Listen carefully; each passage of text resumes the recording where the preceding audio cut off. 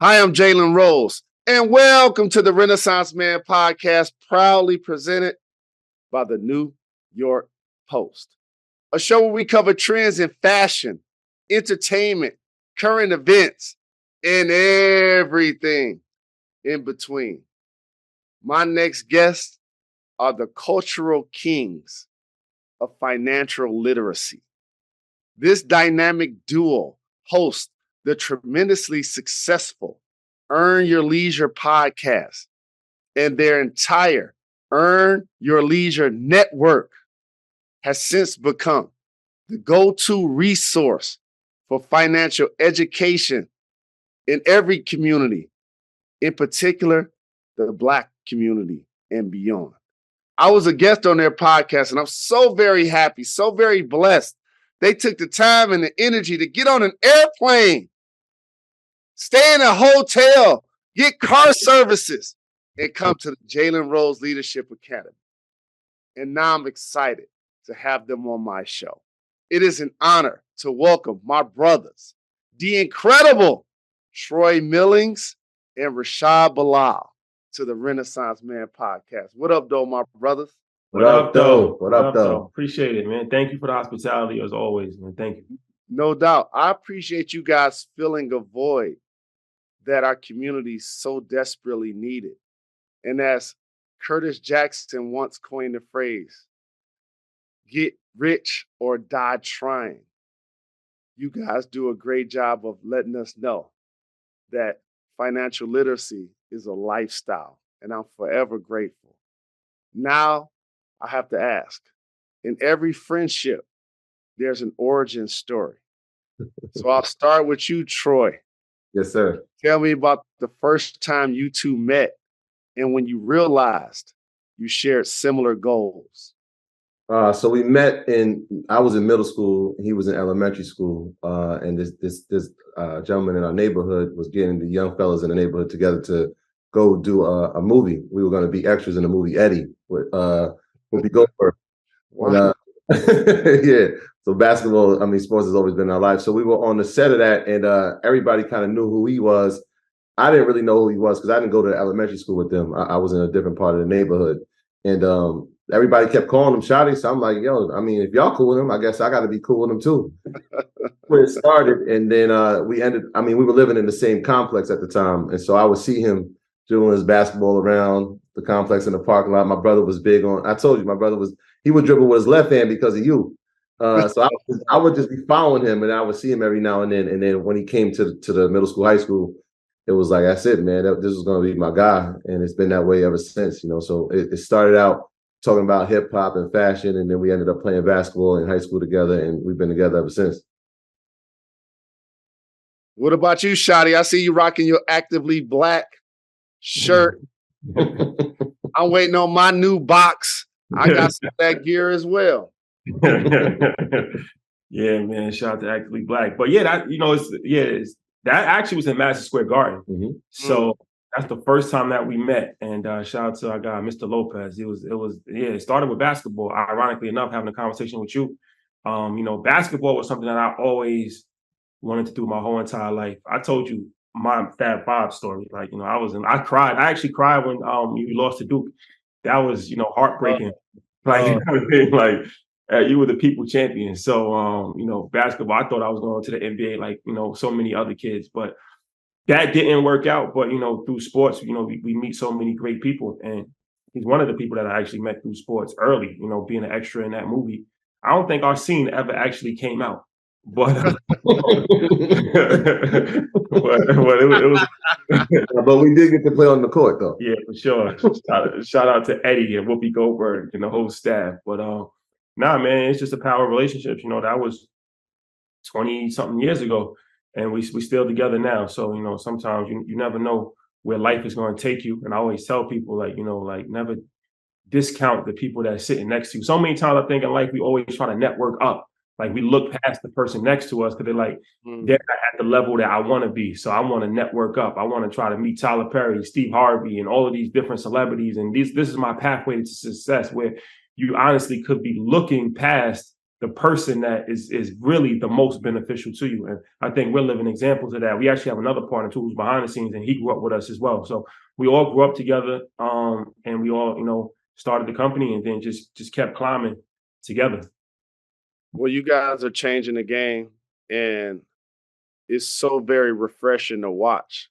So I have to ask, because you guys know when we walk and talk to young people and we say, "What do you want to do for a living?" And like Biggie said, either you sling crack rock or you got a wicked jump shot. Normally, young people say they want to be in entertainment, they want to be in sports. So I have to ask you this, and I'll start with you, Shadi. Who were your role models in business? For sure. So, I mean, I definitely have to give credit to my dad. He was an entrepreneur my whole life. So he was somebody that I always saw, and he always like instilled that in me, like, like do for yourself and be your own boss. And he always had an entrepreneurial mindset. So I got to see him, and there's ups and downs as far as being an entrepreneur. Most entrepreneurs aren't like rich. Most entrepreneurs aren't successful. There's a lot. I mean, successful financially. Correct.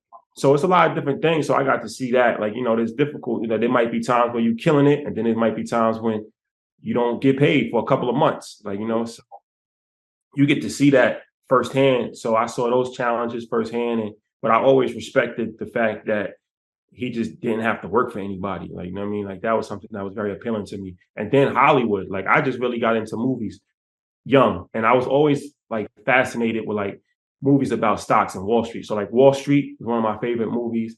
Barbarians at the Gate. Like, I was watching all of those type of movies about, guys on Wall Street that was making millions and millions of dollars. That was like very, very interesting to me. So I didn't know any of those people personally, but they kind of became like my mentors in a sense, because I'm like, this just looks so amazing. Like, just to wear a suit every day and just living a high life, like having a penthouse in Manhattan. That was just appealing to me. And then, of course, hip hop music. Once I really got into rap, I always gravitated towards the entrepreneurs.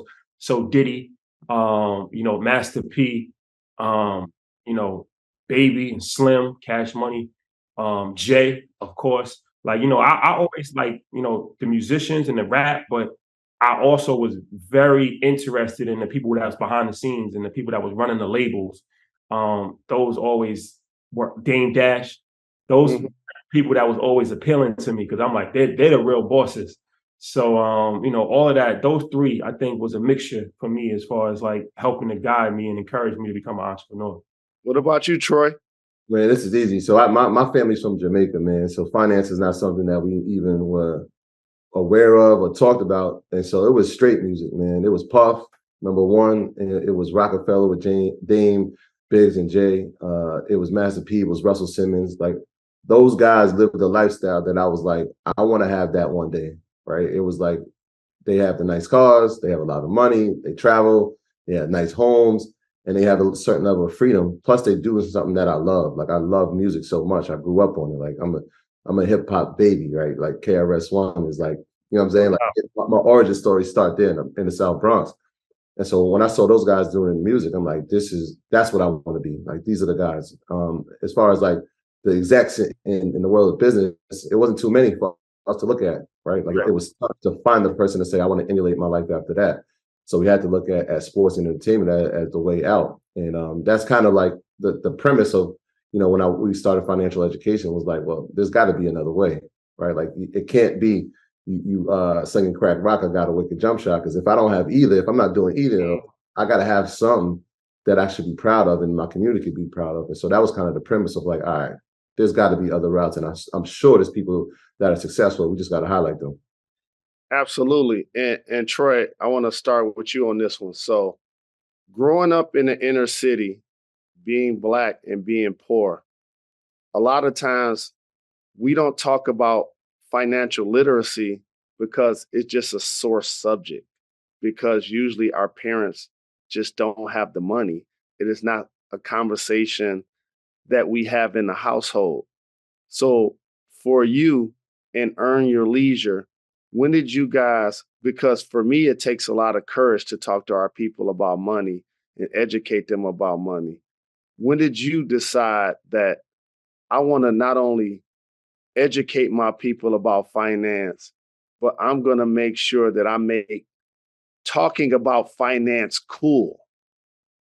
Yeah, I think it started when I started teaching in the Bronx, and I would, I was a phys ed teacher, I was a health teacher, so I was a class that kids love coming to, and I would go to these PDs, and they would be talking about ELA and math, and I'm like, this is all good, but like if these kids don't know anything about money, we're all going to be in trouble in here. And I wanted the kids to emulate kind of the pathway that I had took, right? It wasn't like, yeah, this dude went to college, he got his degrees, and he came back and he's a teacher, but he drives nice cars and he travels.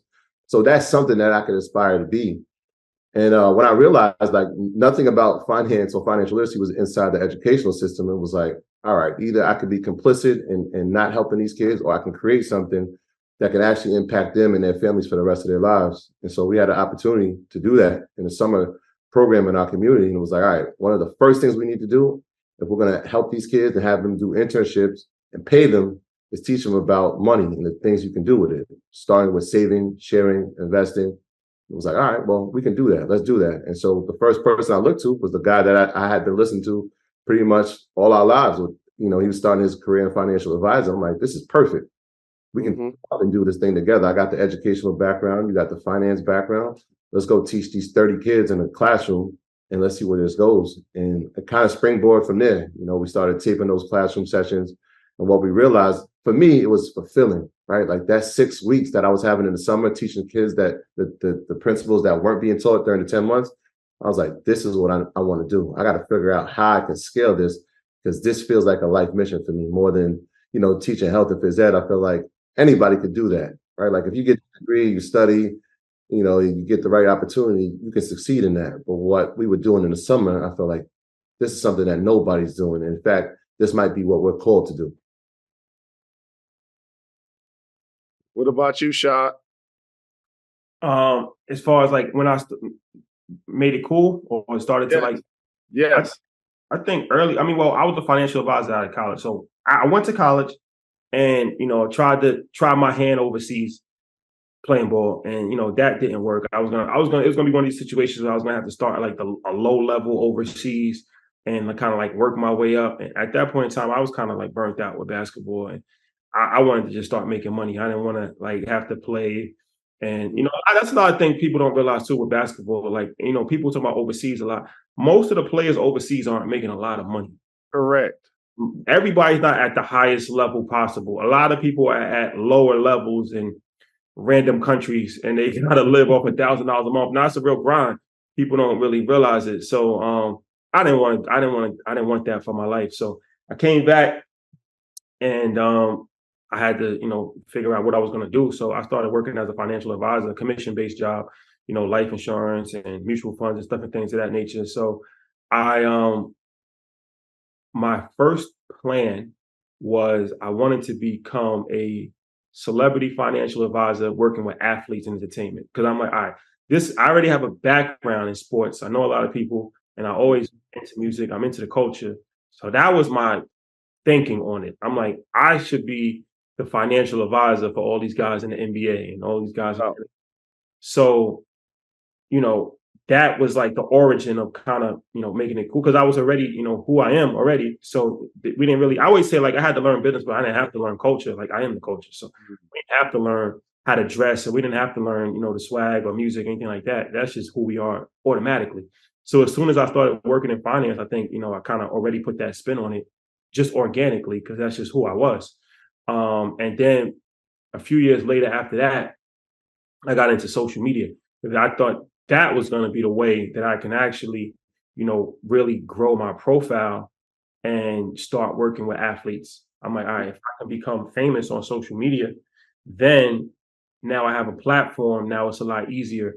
So that led to just putting out a lot of content, doing people's radio shows, doing, selfie videos. We was doing classroom videos with kids in the classroom. I had a public access show, just doing a variety of different content to kind of build a following on social media, and then mixing it in with, fashion, mixing it in with just random stuff and different things of that nature, and just kind of creating a gumbo of culture blended together with finance. And on social media, particularly, a lot of the content at first was related around sports and entertainment, but it was the backstories related to those deals because I was a financial advisor, I was licensed.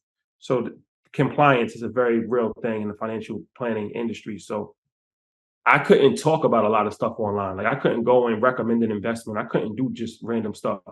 So I had to figure out a way to brand myself as somebody that's a financial expert without actually talking about finance in a direct way, which is kind of difficult. So I'm like, all right, if I could talk about it from other people's perspective. So like the 50 cent vitamin water deal, that's one of the things that went viral. I made a video breaking down the details of the 50 cent vitamin water deal. So I was doing stuff that was very relevant in pop culture that people already loved and liked. But just talking about the business and the finances behind it, like Supreme and Dipset, like, I was doing different stuff like that. And a lot of those clips started to become viral. And a lot of that momentum led to kind of what we're doing now. That is dope. And the thing I continue to hear is discipline, work ethic, and working. Because a lot of times, and you mentioned this, shot on social media, we get a chance to see a snapshot of people's lives, but it ain't cool per se to work and to grind and to have a job. And so I want to thank you guys for filling a need in our community and sharing the knowledge about finance with so many people. You guys have been at MSG doing shows. You've had Mary J. Blige break down her tax issues. Steve Harvey talk about finance, Ice Cube. And I'll start with you, Troy. What are some of the most surprising things you've discovered during these candid conversations? I think the most surprising thing is the vulnerability that these people have had. Like you realize, and my brother said this, he said, this is one of the greatest attributes that we have is that we get to humanize people. Right? People have seen in such a light that they don't think that they have normal lives and they don't have, transgressions in their lives that can affect them long-term or short-term. So when we get to sit down with these people, they're an open book. And I'm really appreciative of it. Because people get to learn from it. They can see at the highest level there are mistakes, and even at our level or their level, there are mistakes that can be made. But what are we going to do about it? What can we learn from it? I heard this quote the other night. It was like, a smart man learns from his mistakes and never makes them again. But a wise man watches the man make the mistakes and decides he's never going to make them at all. So that's kind of what our show has become, right? People get to hear the experiences and mistakes of people and say, all right, this is a learning lesson. So that I can implement it, that it never has to happen to me. God, what are some of the things you've garnered from, some of these candid conversations with some of the people that you guys have been able to interview? Just that they're just like anybody else. A lot of times people look at celebrities and they look at them like they're superhumans, like they're like aliens, right? And it's like when you have conversations with people and you realize that the same problems that you have, they have. They might just be on a bigger scale, right? So it's like, Steve Harvey, right? He went through his tax issues, and that really was because just of a lack of education and understanding, giving power to somebody to pay his taxes for him and not staying on top of it. And the person pretty much swindled them out of the situation. And that happens all the time, right? Like we trust different people, might give somebody some money and then they run off on it. Like that, the same issues is just on a bigger scale. Mary J. Blige, that's really a relationship issue. Like how many people go to child support court and have so many different relationship issues, and that's very, very common. It's just like to hear her say it, it's just on a whole another level because you're thinking like this is Mary J. Blige, but nobody's exempt from problems or issues. So, a lot of times we just see people as a celebrity and you only see the success. This is why when people, people might commit suicide, and then it's like, how could this person do this? Like he has everything. He's rich because you only see them on television. You only see them the good times. You don't never see the bad times. Like, you know what I mean? Right. So now you get to actually see, like you said, it's humanizing people, right? Where you get to see, okay, yeah, you see me on TV, you see me on tour, but this is what you don't see. You don't see me owing $30 million to the IRS. You don't see me having to pay $30,000 a month in spousal support. You don't see me, getting swindled out of millions of dollars. You don't see me, losing a bunch of money in the stock market. Like,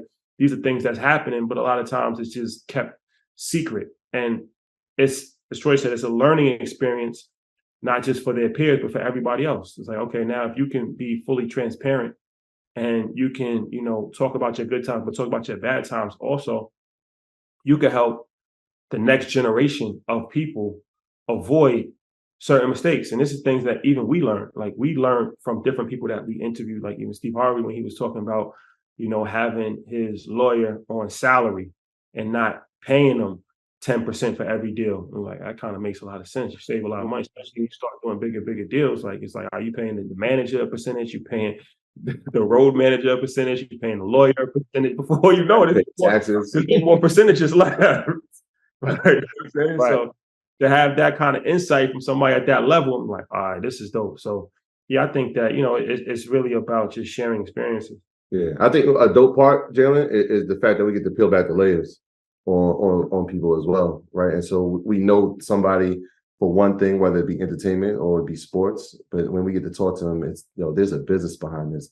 Here's some of their other interests. Like when we went to your school, for example, it was like, this is incredible.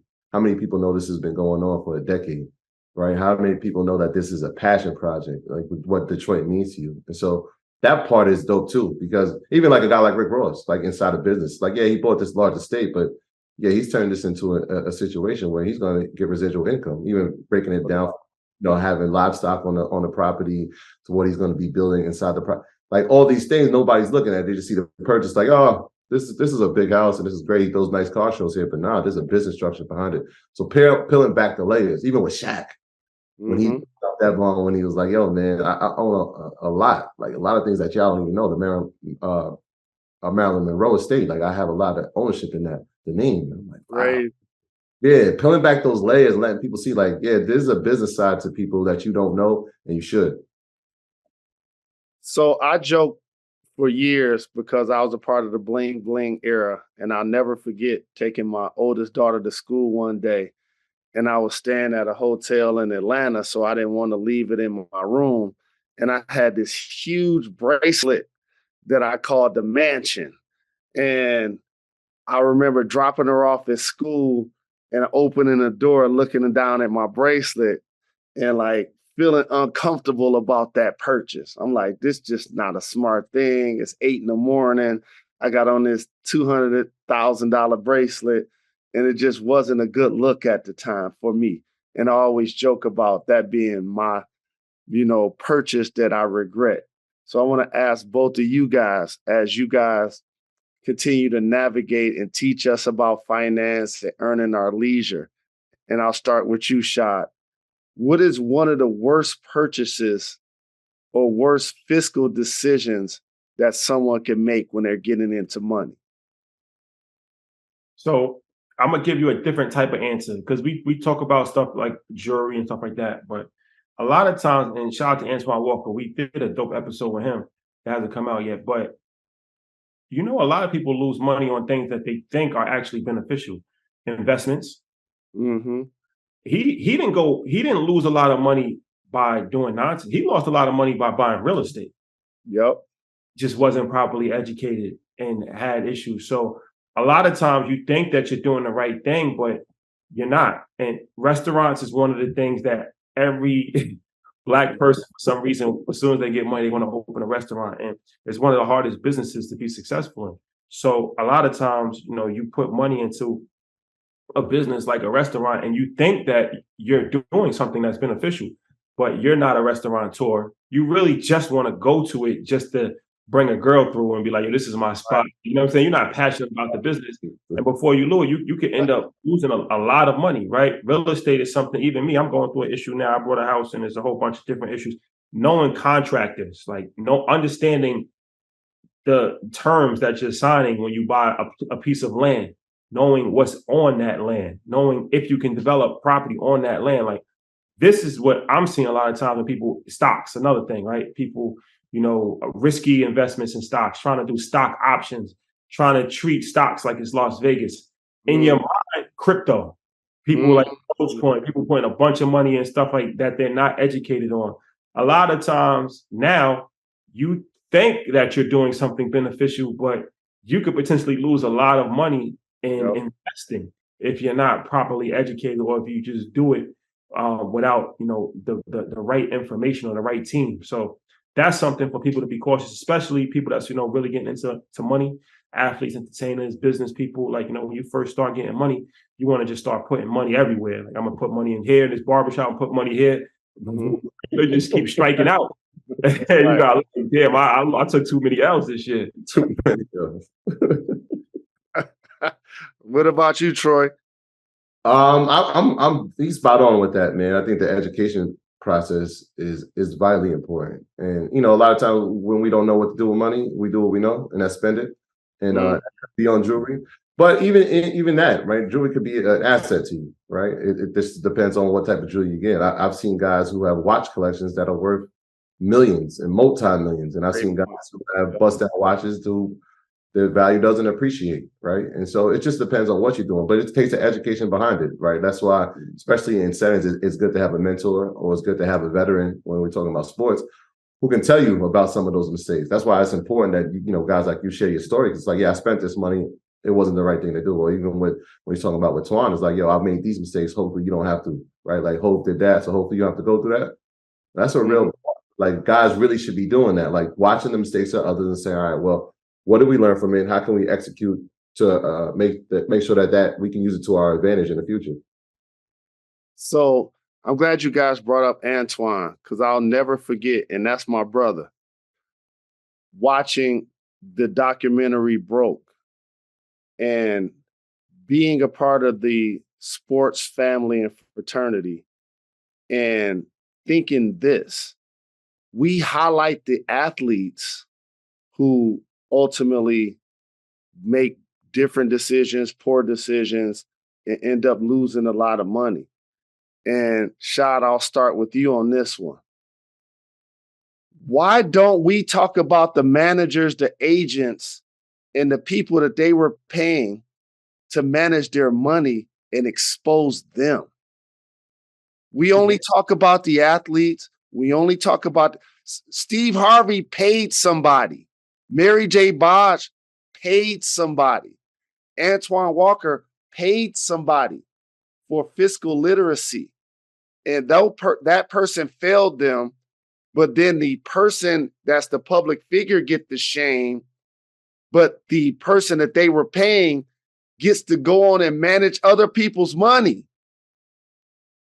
No, for sure. And this is even Fat Joe went to jail. He went to jail for tax evasion, but his accountant wasn't paying his taxes. Another story. So it's definitely it's like victim shaming almost. Like, what I mean? Like where you constantly, look at these people are stupid. They lost all this money. They were multi-millionaires. Now they're broke. But it's like, yeah, they didn't go broke for no reason. And it's a system. It's a system that's in place, from the lawyer to the agent to the businessman and to the financial advisor, where the whole entire system needs to be brought out to the light and reshaped. And this is things that it's been happening for years, and it's been happening with people that are vulnerable. And you're vulnerable when you're not educated, and they understand that.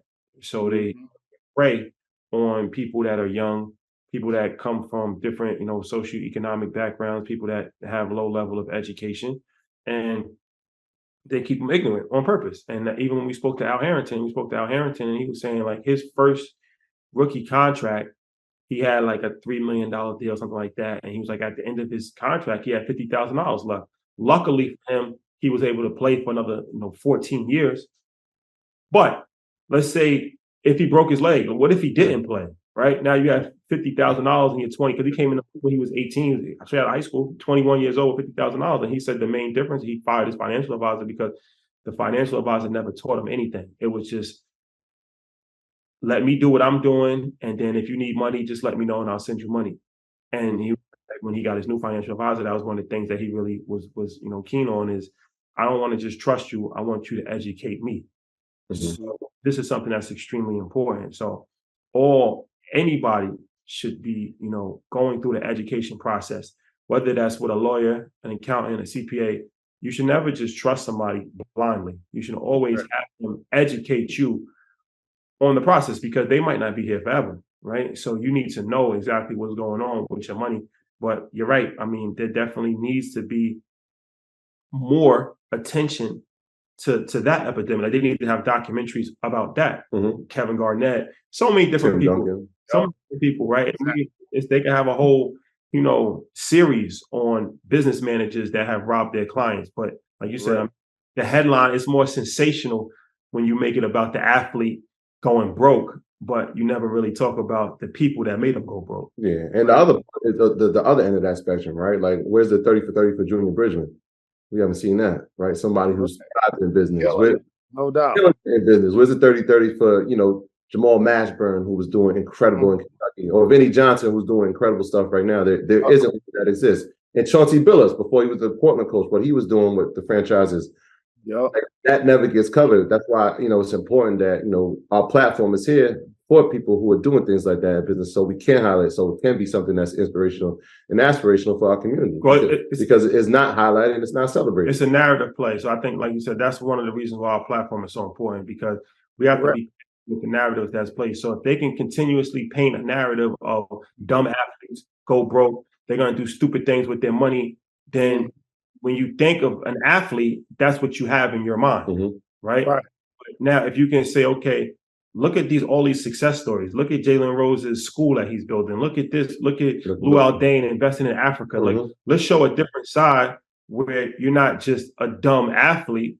Now you start to change the narrative. It's the same thing with rap, right? If we can just paint a narrative of rappers, they all ignorant, they all gonna kill each other, they all, gang, different things of that nature. And it's like, okay, well, what about the La Russells of the world? What about the Toby, the Wigways of the world? Like, what about this different J. Cole ownership? There are different alternatives, but we have to highlight, we have to change the narrative. And that's one of the powerful things with media. And now it's like we have the power to shape our own narrative. For so long, the narrative was being shaped for us.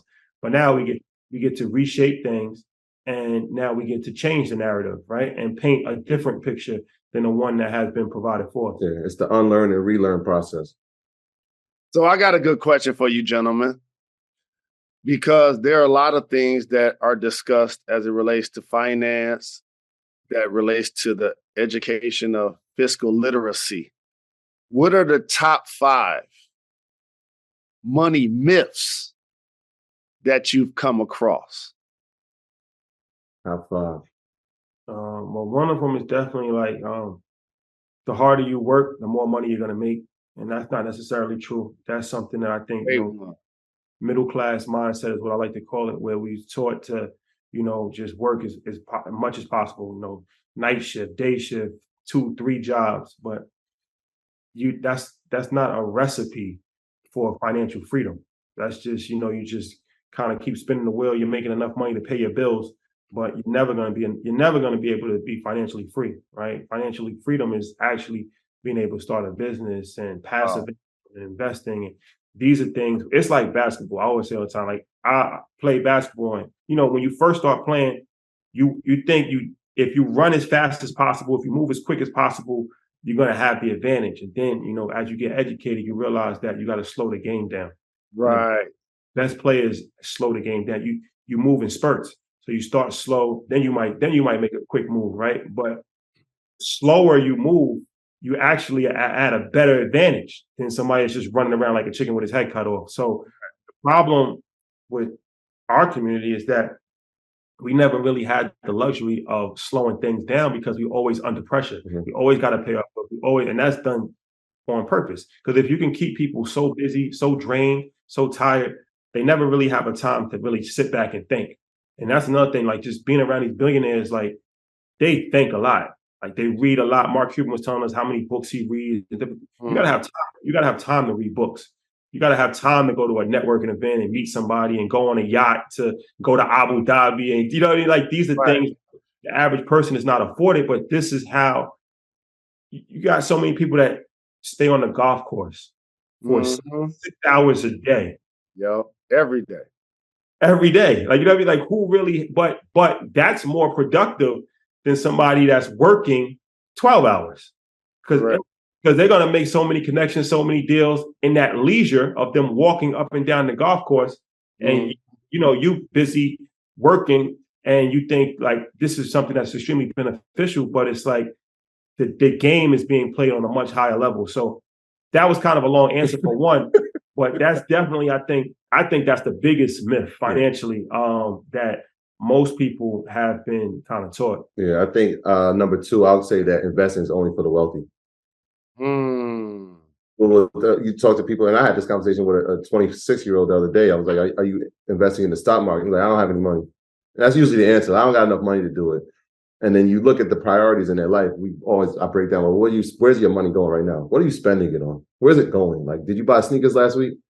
Well, you actually could have. Right, you pay your iPhone bill, right? There is money somewhere that you are spending that could be invested. And so I don't care if you have $100, if you have $500, if you got $1,000, that's enough for you to create a brokerage account and invest in a company. Now, you got to educate yourself. That's the first process, but people can do it. And yeah, will you make $1 million in the stock market? No, but if you make $10,000, $5,000, that's more than you had the year prior, or that's more than you had this year. And so we always try to tell people, like, educate yourself inside of the stock market, because we know for one thing for sure, the U.S. economy is always going to rise, right? We've seen that 80% of the time since the stock market has been around that it's going to increase. So if we know that knowledge, I like the odds of that, right? A lot of people will gamble with their money. I'm like, I put my money in the market, right? Because one, if I'm going to be spending with companies, and if I know the knowledge of what these companies are bringing to our economy and what they're going to be doing in the future, I want to be a part of it. I want to have ownership in it. We always try to stress the difference between ownership and consumerism. But all we've been taught is consumerism. We know how to spend, we know how to spend, we know how to spend. And on the other end of that, CEOs are looking at it like, well, I know they know how to spend. Let's keep giving them products. But we need to mindset and say, all right, well, we need ownership. And so I always tell people, you have enough money to invest. It's just about how you prioritize it. I love that. And congratulations. For the third year in a row, you gentlemen, Earn Your Leisure family are hosting the largest financial literacy festival in the world. That is crazy. Congratulations. Can you give us any behind the scenes preview on who and what to expect this year? Yeah, Invest Fest, August 25th through the 27th in Atlanta. Man, this is gonna be crazy. We got Robert Smith, we got Diddy, we got Rich Paul, we got Maverick Carter, we got Tabitha Brown, we got Lala Anthony, we got McKissick, Junior Bridgman, we got my brother Al Harrington, Baron Davis, so many people, Kathy Woods, which is one of the most successful female investors of all time. So, man, we can just keep going on and on. Jeezy. So the idea of it is, it have festivals like Rolling Loud and musical festivals where they bring a bunch of artists together, right? And those have become extremely popular. So it's like, all right, well, if they can do that with entertainment and music, then we can do it with business. Blend everything together, have food trucks, have some musical performances, but really focused around education. So have panels, fireside chats, one-on-one conversations, and interview people at the highest level and learn about, everything from AI to crypto to real estate to everything. And it's over 3 days in Atlanta. And we started it, 3 years ago now. And it's been going up ever since. Every year it's gotten bigger and bigger. And it's just an amazing experience to see, man. You got to pull up one year. Whenever you're free, you got to pull up. This year. I literally just wrote it down. My kids grew up in Atlanta. I got a crib down there in Alpharetta. I'm pulling up this year. I was at Robert Smith's 60th birthday party. Okay.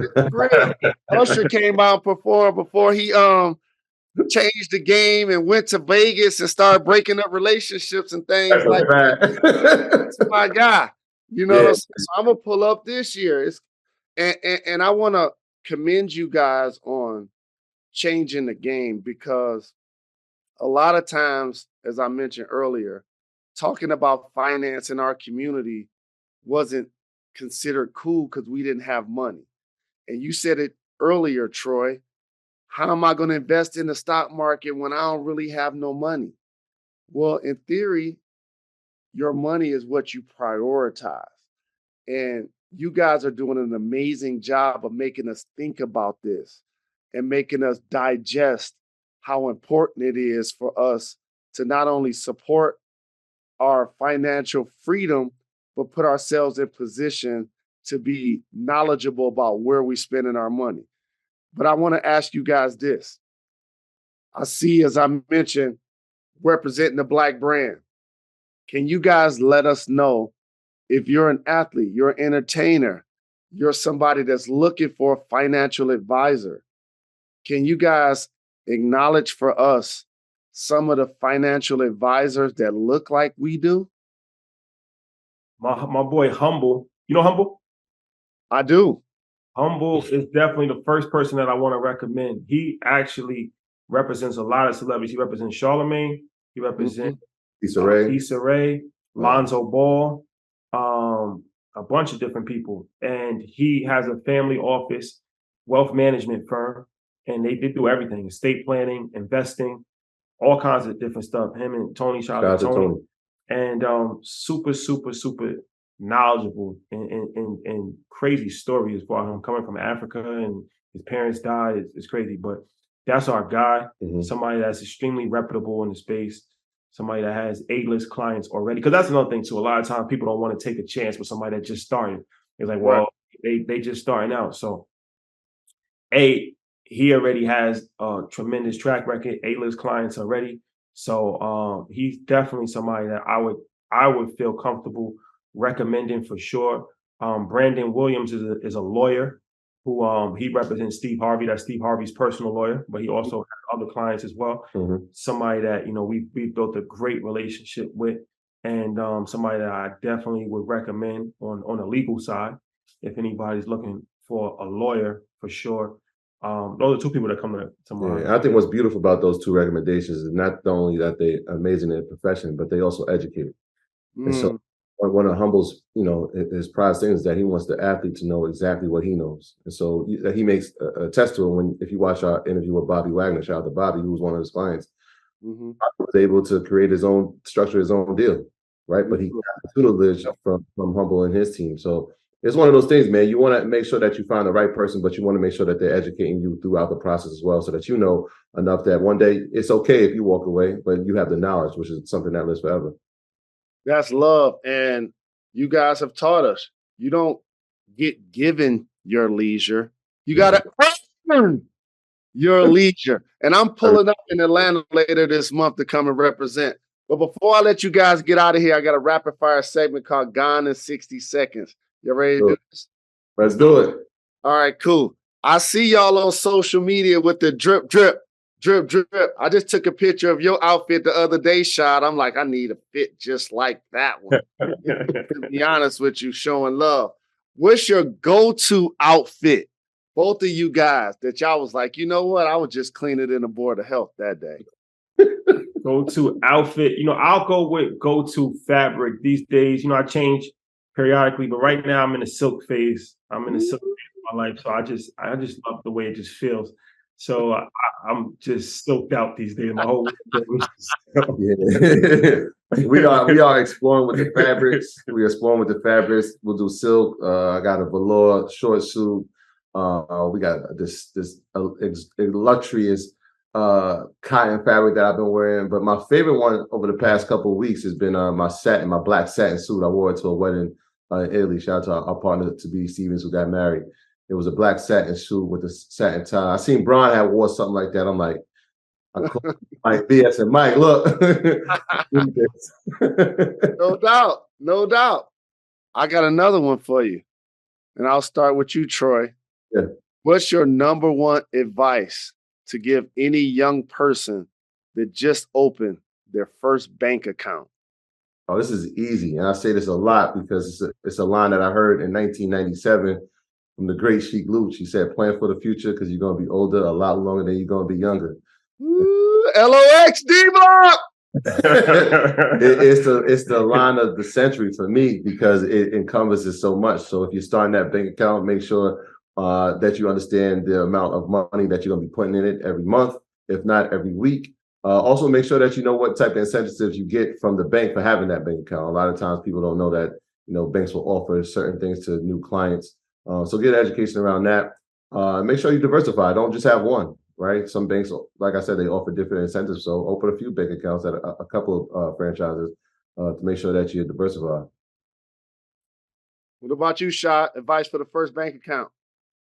Yeah, just I think I heard Meek Mill say this, but save your money and one day it'll save you. So just periodically just put money away. Just put money away. $100, $50, $10, whatever you can. You want to invest as well. But at some point in time, it's gonna rain. So you gotta have your umbrella. So, if you don't have any money saved, if you never learn to save money, then you're always gonna have issues in life. So learn to save. Discipline is extremely important. And I'm literally right now in Chicago, ran into Meek yesterday. And this is going to fly under the radar. But he just talked to me about having the psychological freedom of owning his own material now. He just talked about, like, I feel free, I feel creative. Like, nobody telling me what single to put out, nobody telling me what joint venture to do. And that now has just unlocked his psychological career. And look for my brother's next project. I got to ask you a couple of more. Name one person. You guys done did shows at MSG. Hate Me Now. I was game, by the way. But I'll start with you, Shot. Give me a dream guest that you still want to have on Earn Your Leisure. For sure. Well, I know what Troy's gonna say. So I'll say Thank you. I'll say two. I'll say Nas, that's my favorite. And we actually we was just with him the other day talking about a lot of different stuff, and he's killing the game with investments. And then Elon Musk for sure. Elon, that's gonna break the internet. Yeah, mine's is Sean Carter. Yes.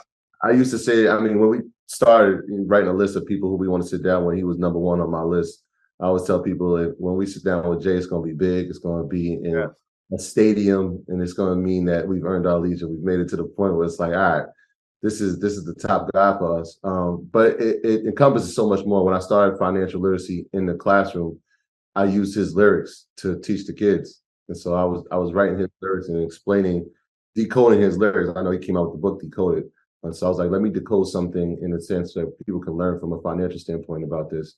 And so that one will mean a lot.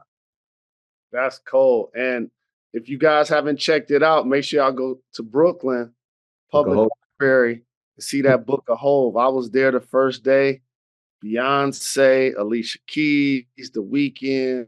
It was crazy just to watch how, in my opinion, the GOAT of rap music has been able to re-identify himself multiple times, not only through his lyrics in his albums, but his business acumen. And you right, if y'all get Hove, and Nas, and Elon Musk, and them people on the show, that's going to change the game. And last, but certainly not least, and I love and appreciate you, brothers, and I can't wait to come represent in Atlanta later this month. And I'll start with you, Troy. Give the world 3 words to describe Invest Fest. Monumental, life-changing, must-see. I hyphenated the words. What about you, Shot? 3 words to describe Invest Fest. I'll start with historic. It's never been done before, so it's definitely historic. Impactful, for sure. And biggest. I think that's how we can end it, with the biggest. The biggest. Very fitting. I love that. And again, like I said, I love and appreciate you, brothers. Can't wait to break bread with y'all soon. The cultural kings of financial literacy. Thank you guys for taking the time. Appreciate the love. Love always, appreciate man. you, brother. Thank you.